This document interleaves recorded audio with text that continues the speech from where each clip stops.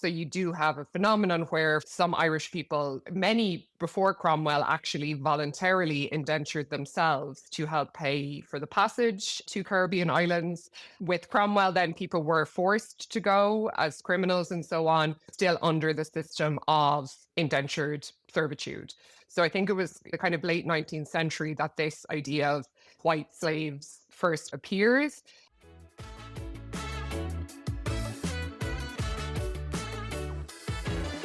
This is the Moorish podcast, where Caribbean history meets culture and cuisine. Hi, Ellen. Thank you so much for joining me today on the Moorish podcast. Hi, how are you? I'm great. I am really excited about this conversation.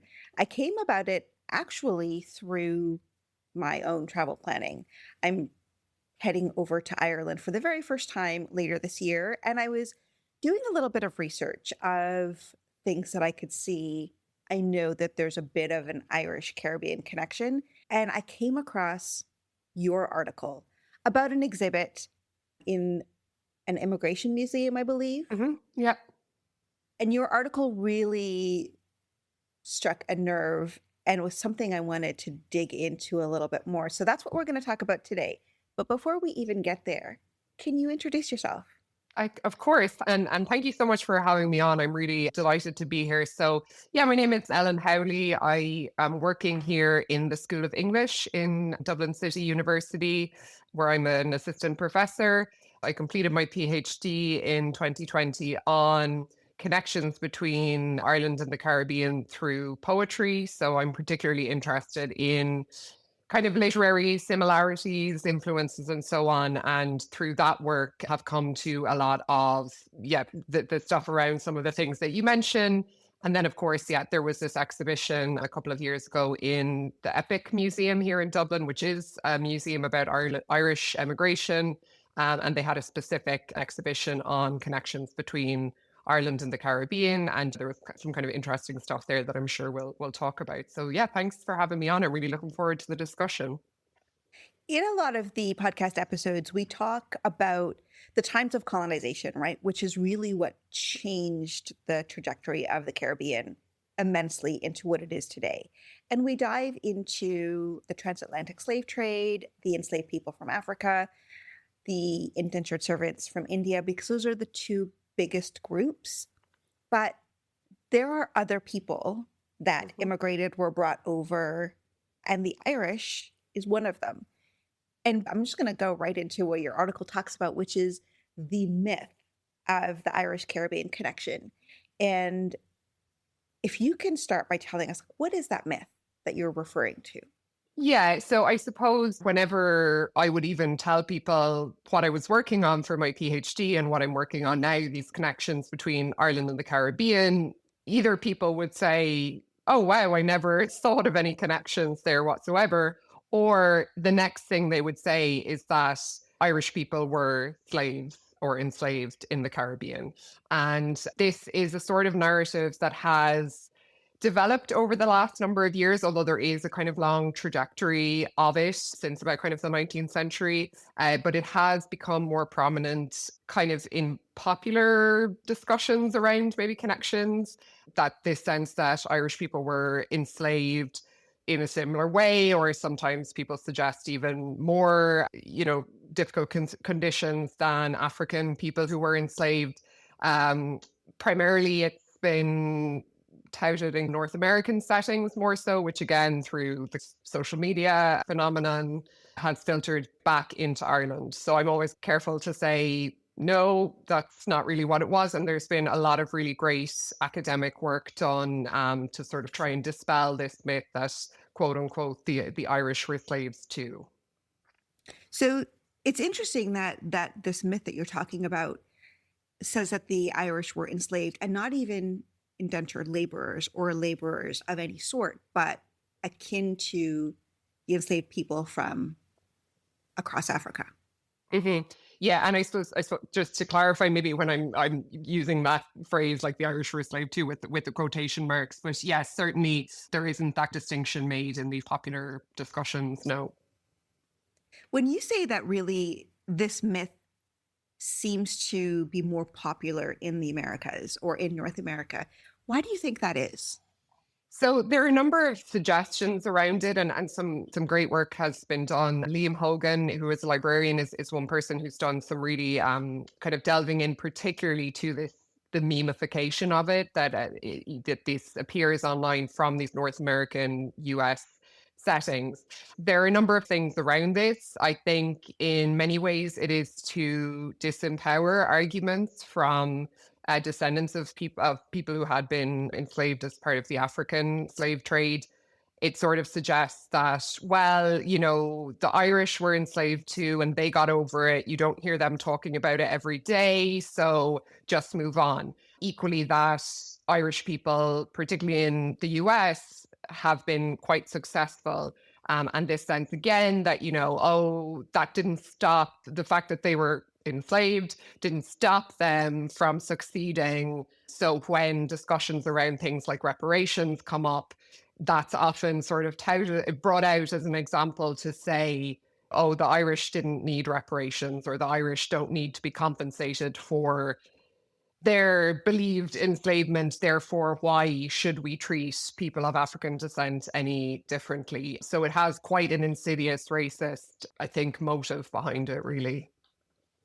And you said that that thought process, that sort of belief, that narrative has started to make its way over to Ireland. Mm-hmm. Before it did, what did people in Ireland actually believe of that time frame? I actually don't know if people even really thought about connections between Ireland and the Caribbean prior to that. So a book came out here in 2000 called To Hell or Barbados, which talks about the period when Cromwell came to Ireland. And it's during this period that many rebellious Irish people, some were sent to particularly Barbados as indentured servants.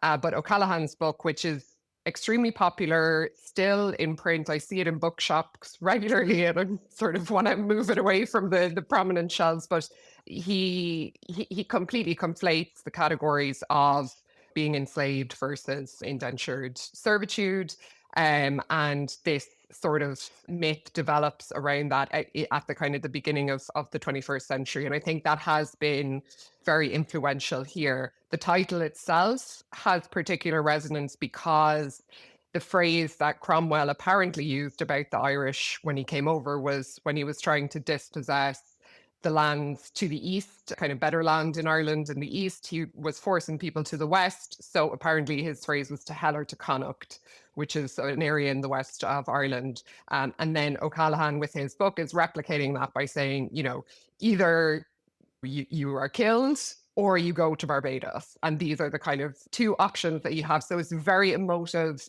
title for Irish people. And because then there's absolutely no distinction made between, well, there's many, many slippages, but for the most part, he's using the word slave. He's talking about enslavement without any sort of differentiation of what Irish people were experiencing there. And I think that sort of sparked interest in this idea to the extent that it has filtered to a more popular discourse.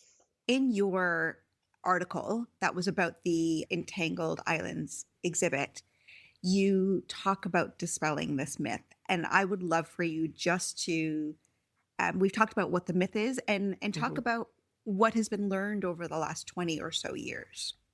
Yeah, so there are some great historians doing work on this. I myself, I'm not an historian, so it's very much on the basis of work by others like Matthew C. Riley, Finola O'Kane, Kieran O'Neill, people doing good work on this front. So really, I suppose the first idea is around differentiating that Irish people were not enslaved in the same way. They weren't enslaved as African people were. And what that essentially boils down to is that people who were enslaved did not have the prospect of freedom under the kind of current, the way that slavery was operating. And there was a kind of hereditary aspect to that any children born to an enslaved person would automatically be enslaved. The indentured servants, by contrast, usually were indentured for a fixed period, maybe 5 to 7 years. And there was a sense that not only could they perhaps buy their freedom, but that certainly once their freedom was gained, that they would be given sometimes sugar, sometimes land. There was a sort of more positive outcome maybe to it, that it could be a start. So you do have a phenomenon where, for example, some Irish people, sort of many before Cromwell, actually voluntarily indentured themselves to help pay for the passage to Caribbean islands. And they would work there then with the kind of prospect of starting a new life in the Caribbean. With Cromwell, then people were forced to go as criminals and so on, still under the system of indentured servitude. So it's really about kind of trying to show those differences, and also show where that collapsing has happened. So I think it was the late 19th century that this idea of white slaves first appears.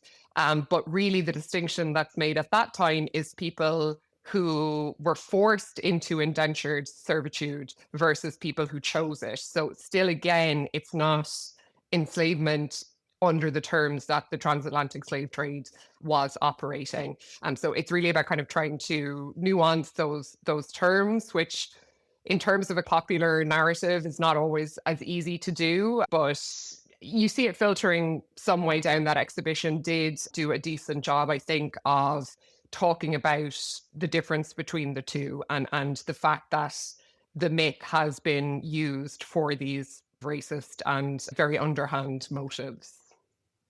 What time period was this time period in history that Irish people, I'm going to use the term made their way because we'll talk about how that happened, but what time period was that?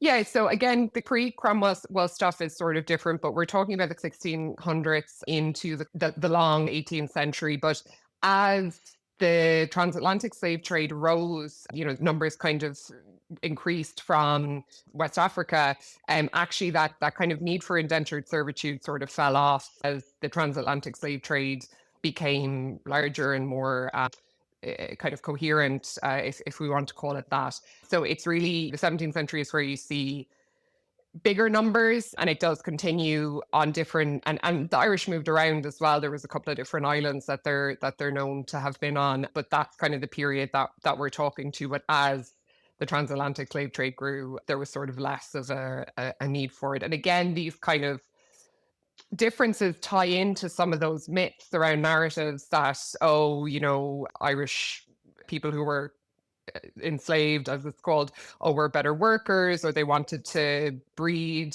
Irish women with African men because it was seen as these mixed race children would be worth more, and so on. All these that have no basis in historical fact and have no records of this whatsoever. So all of these things sort of play into that larger kind of mythic narrative that is there. You said that there were a handful of Caribbean islands that the Irish are known to have been taken to. Which ones are they? So I think the first Irish presence seems to have been kind of St. Kitts or St. Christopher's, as it was called. This was sort of seen as a mother colony for tobacco in the early 1600s. And the British were established there. Irish people seem to have been granted tobacco farms there. Then they moved to Nevis or Nevis. There was issues with the Spanish. Barbados then became an island where there was a significant Irish presence, and Jamaica as well would be the other island where there was some kind of sense of Irish people establishing colonies. But the island, I suppose, where Irish people were most prominent would be Montserrat, which has a number of connections from an Irish perspective, which you could maybe talk about as well. And Montserrat being such a small island, that's an interesting one. And I would love to talk more about that. But I do have a question. So who was it that was taking these people, these Irish people, or who started this process?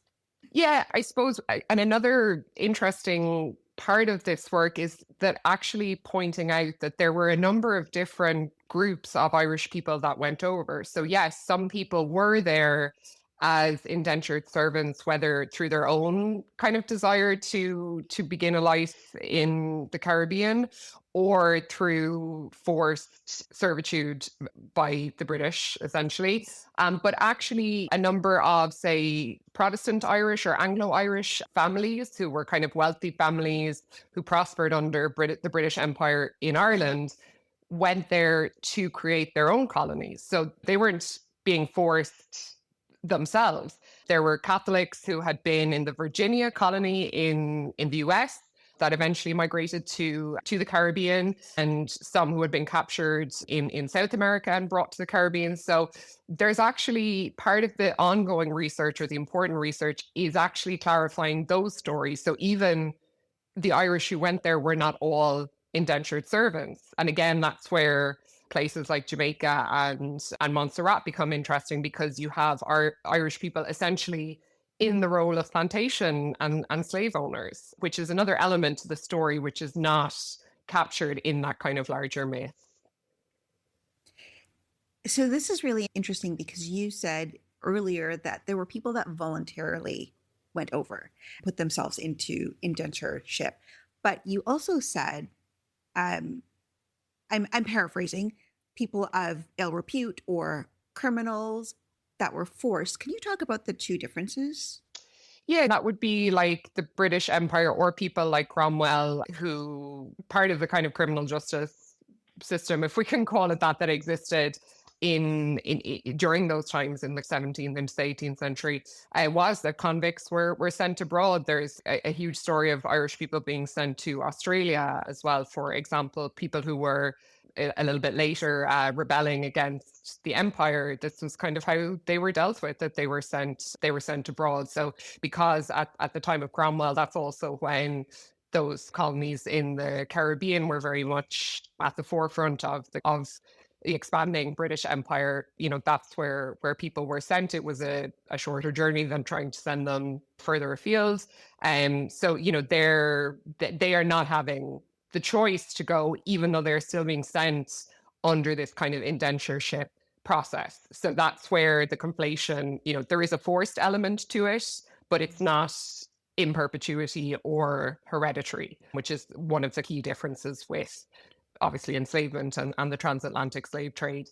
And it's those instances, and particularly stories about people like that who were also treated quite badly sometimes, that's where you get these kind of, oh, look at what they did to Irish people in the Caribbean, and you know, this kind of sense of trying to conflate it with enslavement. And so because they didn't have a choice, that slippage is a little bit easier to do if that's your intention.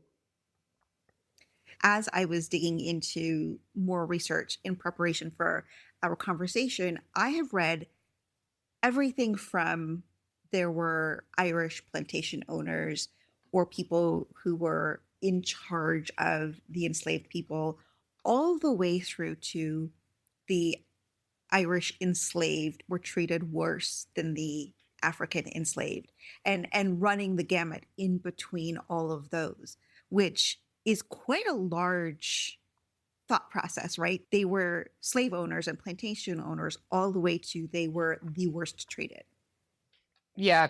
And I think in a kind of popular conception, even of Irish people as enslaved owners, is that, but they were good slave owners, right? They were nice to all their slaves. This is very much, and even that exhibition, if there's something I would kind of criticize in it, it veers towards that, right? This sense that, oh, okay, yeah, well, Irish people did have plantations, but you know, they treated their slaves well, and it's fine to be that quote unquote good slave owner, which obviously, of course, doesn't exist in any sense. So particularly in Ireland, that narrative, it always both narratives sort of end up in our favor, right? In Ireland, in the sense that, okay, we were these kind of part of a larger colonial system, and we were victimized by British people having been sent there.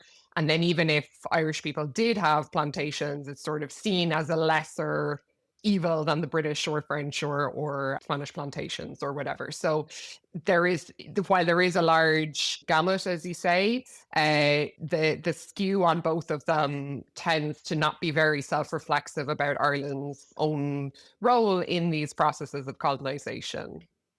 At the end of slavery, a lot of the British plantation owners who lost the right to have enslaved people eventually received money as reparations. Mm-hmm. Did that happen with any Irish plantation owners? Did they receive money for the loss of their enslaved people?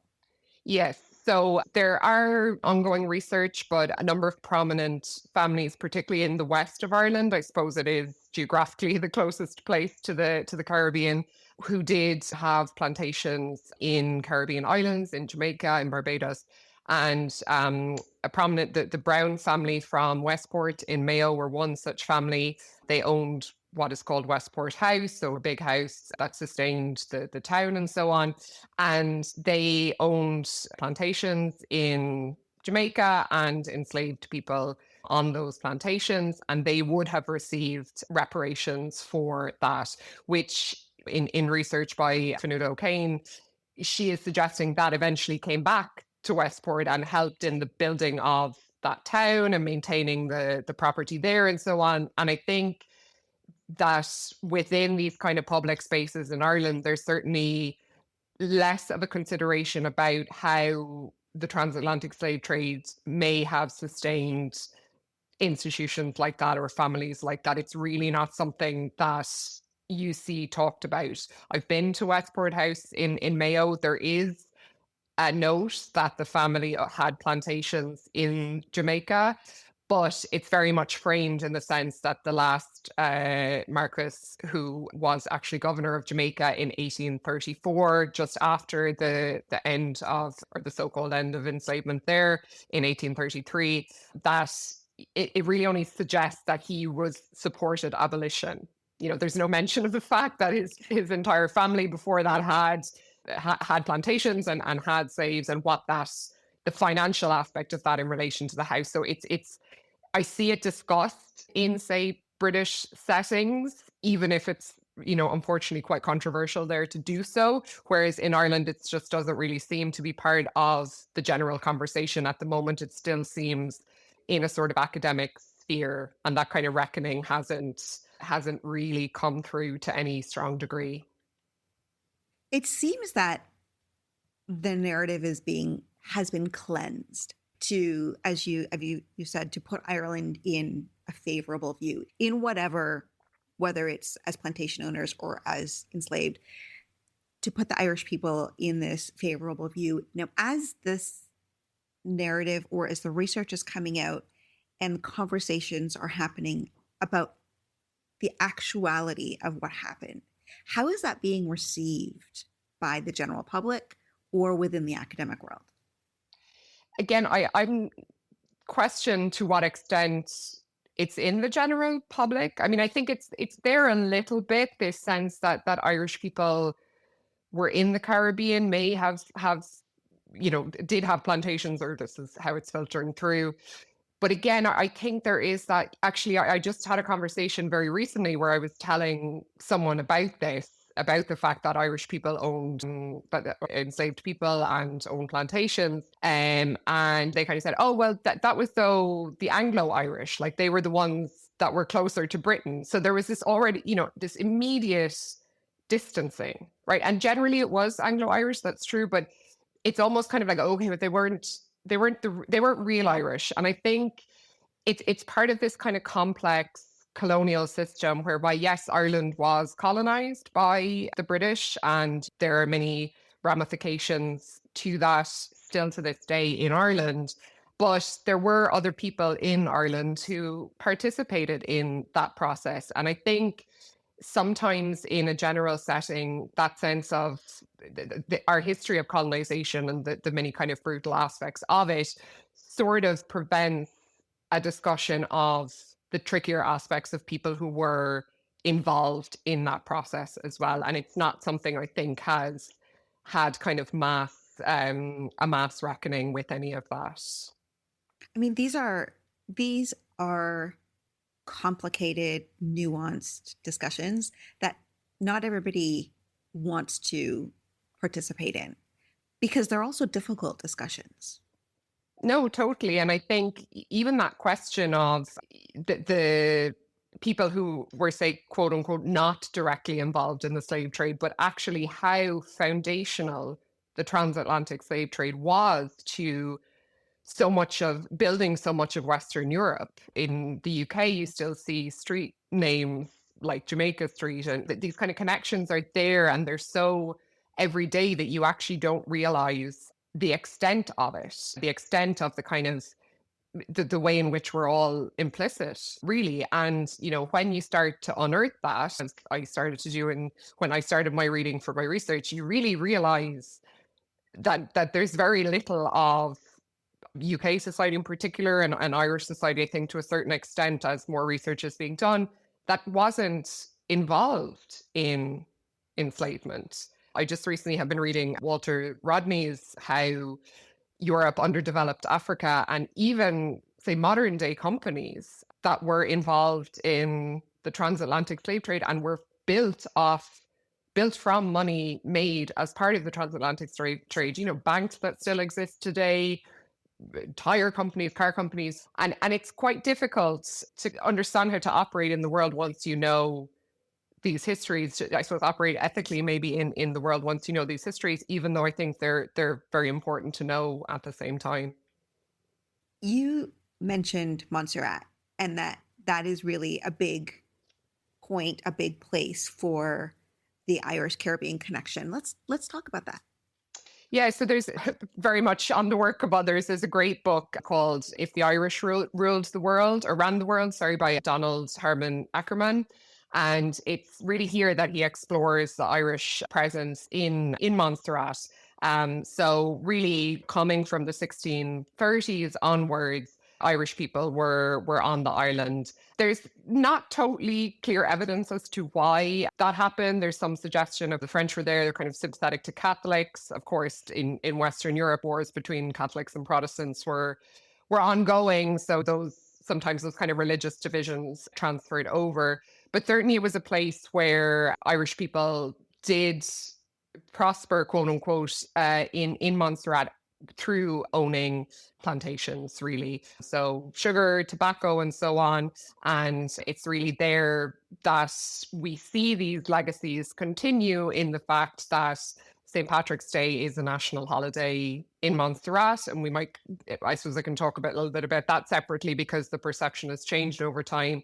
But you also do see family names, very kind of Irish names, Lynch, Kelly, O'Brien, all these kind of second names that were there that still exist in Montserrat today. That's partly because if you were enslaved, you took the name of the plantation owner. So again, a kind of darker history that isn't maybe told when people talk about the names kind of being there. There was a documentary made for Irish TV a number of years ago, and they talked to people, and actually even the accents sound very much like a West Ireland accent mixed with a kind of more typical Caribbean accent, and they're singing lilting Irish songs and so on.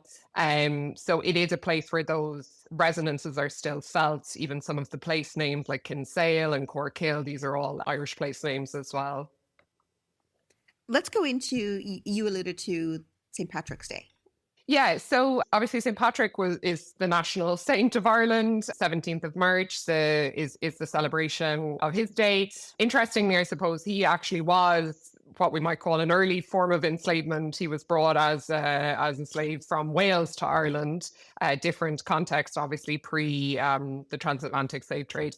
But he brought Christianity to Ireland, and he's celebrated. And of course, now the festival is very much more associated with having a party and music and drink and all that. So it was celebrated, and it's the only other place in the world where it is a national holiday or public holiday is in Montserrat. And for many, many years, it was very much emphasizing these more quote unquote positive links between Montserrat and Ireland, and the Shamrock was there emphasizing those similarities, maybe kind of cultural similarities that might still exist.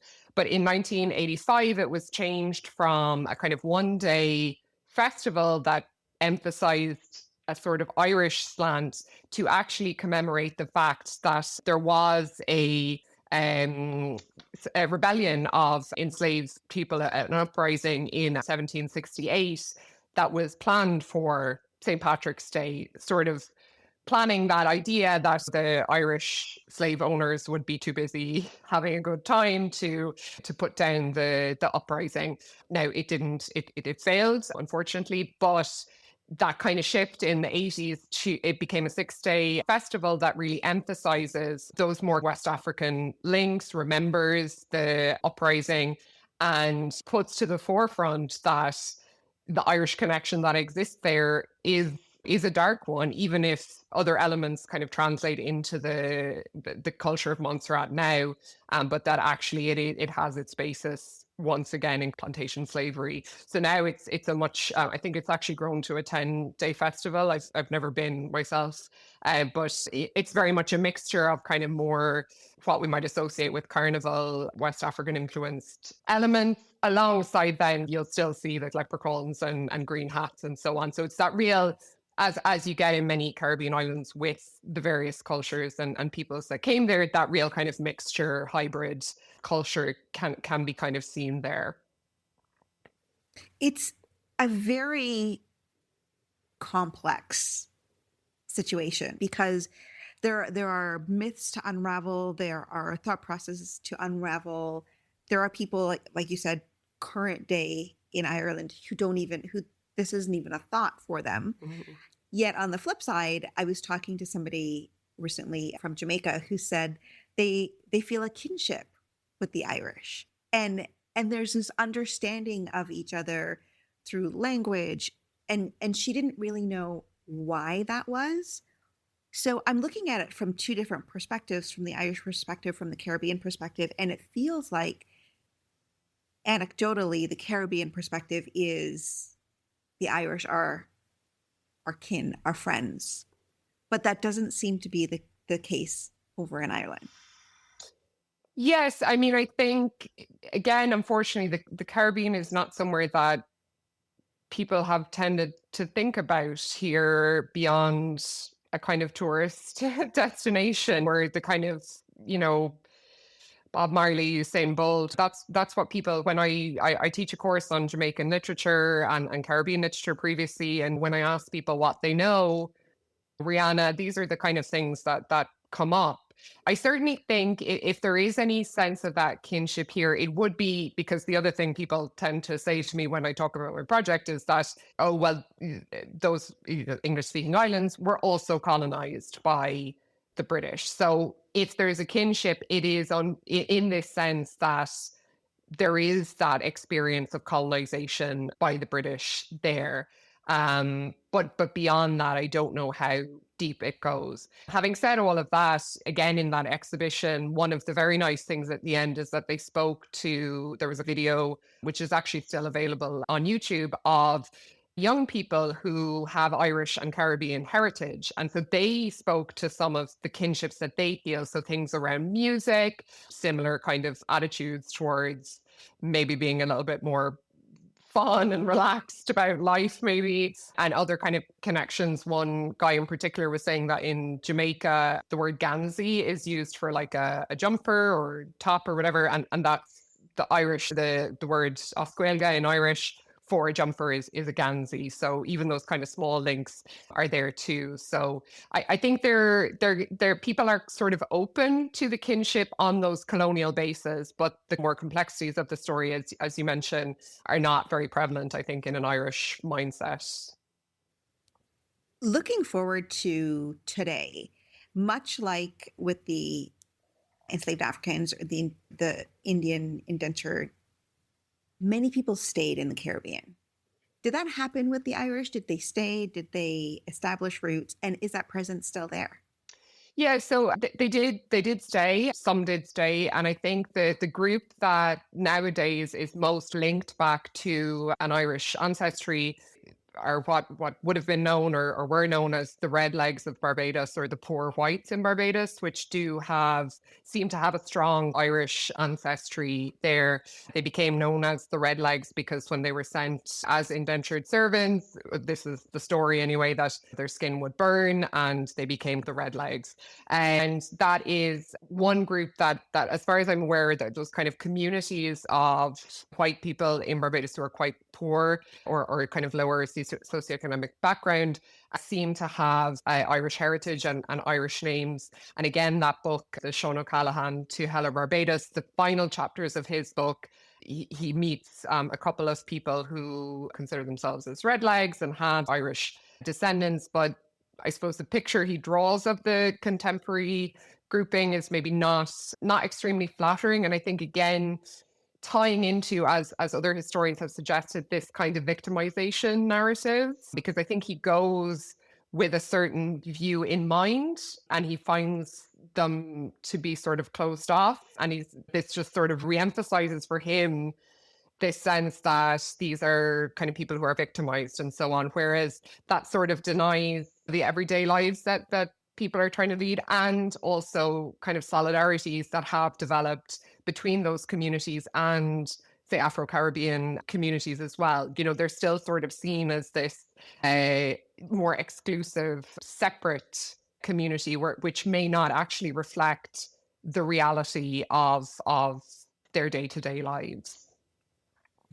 As the research continues and more is unveiled and revealed and written about, I'm really going to be keeping an eye on this to see what else we learn, the historians, what I can learn from them, and what is unfolding, because we understand that much of what was written and talked about was from the perspective of the colonizers. And we are slowly unraveling that and revealing a different perspective, and from the indigenous and from the enslaved and the laborers. And I think that's probably going to be the same thing with Ireland, is that connection, that Irish Caribbean connection will continue to unravel and be revealed. Yes, absolutely. And what you often find in the kind of historical research is that somebody begins tracing a family and their presence, and then, you know, these multiple kind of intricacies around why they were there. You know, you alluded to the different kind of groups that were there. What's the difference between going as an indentured servant voluntarily, or a criminal, or someone who's been convicted, or someone who's a Protestant landowner, or someone who's a persecuted Catholic going there. You know, there are many nuances even to that story, which is a smaller part of the larger Caribbean story. But I think it's you get those interesting individual case studies that can then tell us more about what was happening in terms of the Irish-British relationship, but then also what's going on once they get to the Caribbean. So there's much interesting stuff there, I think, that the good work of the historians will uncover. Do the records exist of the Irish people who ended up in the Caribbean? So, for example, with the transatlantic slave trade, a lot of records were kept. My family is Indo-Caribbean, so from ancestry from India. Not all of the records were kept, and if they were, some of them were not digitized. Can I trace my lineage? Maybe, maybe not. Were the records kept of the Irish people taken?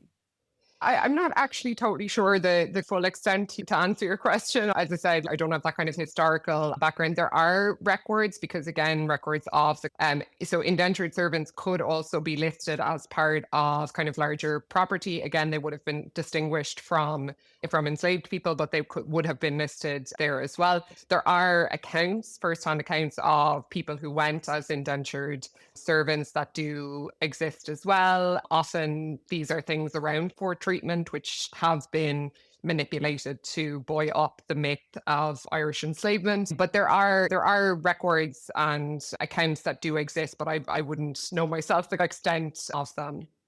That's okay. We referenced your article and a number of books. I will leave links in the show notes so people can dive a little bit more if they're interested.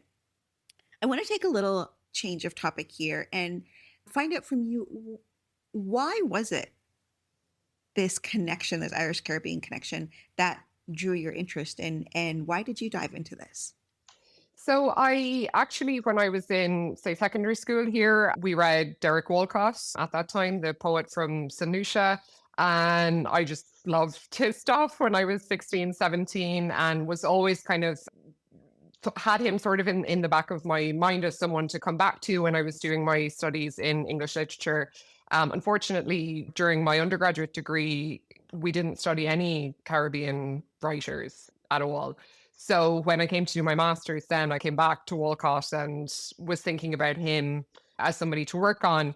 And he, in a similar way to the friend that you spoke to about kind of kinship with Irish people, Walcott spoke about this sense that the Irish writers, he says, and I'm quoting here, that they were colonials like us.